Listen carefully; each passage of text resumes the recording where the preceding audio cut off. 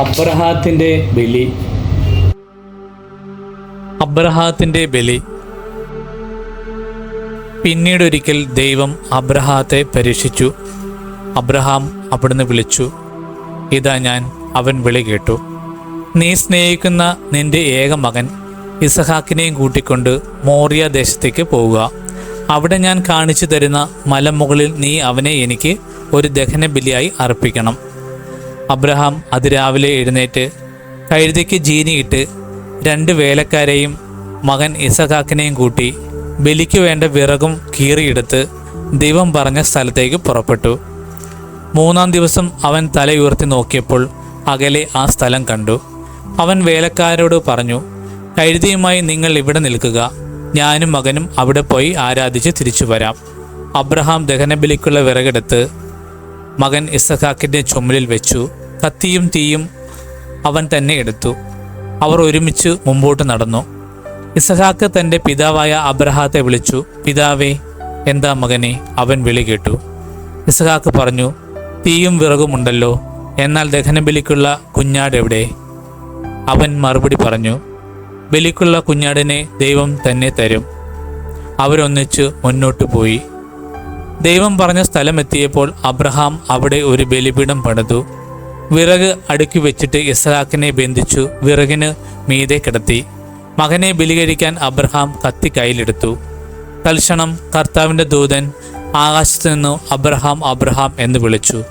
ഇതാ ഞാൻ. അവൻ വിളി കേട്ടു. കുട്ടിയുടെ മേൽ കൈവയ്ക്കരുത്, അവനെ ഒന്നും ചെയ്യരുത്. നീ ദൈവത്തെ ഭയപ്പെടുന്നുവെന്ന് എനിക്കിപ്പോൾ ഉറപ്പായി.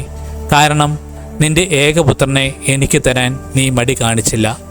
അബ്രഹാം തല പൊക്കി നോക്കിയപ്പോൾ തൻ്റെ പിന്നിൽ മുൾച്ചെടികളിൽ കുമ്പുടക്കി കിടക്കുന്ന ഒരു മുട്ടാടിനെ കണ്ടു.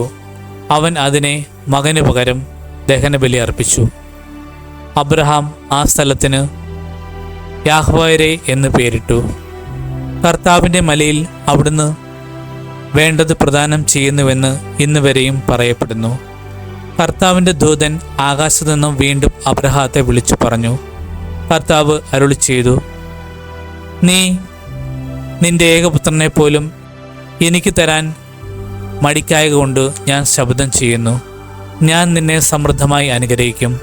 നിന്റെ സന്തതികളെ ആകാശത്തിലെ നക്ഷത്രങ്ങൾ പോലെയും കടൽ തീരത്തെ മണൽത്തിരികൾ പോലെയും ഞാൻ വർദ്ധിപ്പിക്കും. ശത്രുവിൻ്റെ നഗര കവാടങ്ങൾ അവർ പിടിച്ചെടുക്കും. നീ എൻ്റെ വാക്ക് അനുസരിച്ചതുകൊണ്ട് നിന്റെ സന്തതിയിലൂടെ ലോകത്തിലെ ജനതകളെല്ലാം അനുഗ്രഹിക്കപ്പെടും. അബ്രഹാം എഴുന്നേറ്റ് തൻ്റെ വേലക്കാരുടെ അടുത്തേക്ക് ചെന്നു. അവരൊന്നിച്ച് ബേർഷേബയിലേക്ക് തിരിച്ചുപോയി. അബ്രഹാം ബേർഷേബയിൽ പാർത്തു. തൻ്റെ സഹോദരനായ നാഹോറിന് മിൽക്കായിൽ മക്കളുണ്ടായ വിവരം അബ്രഹാം അറിഞ്ഞു.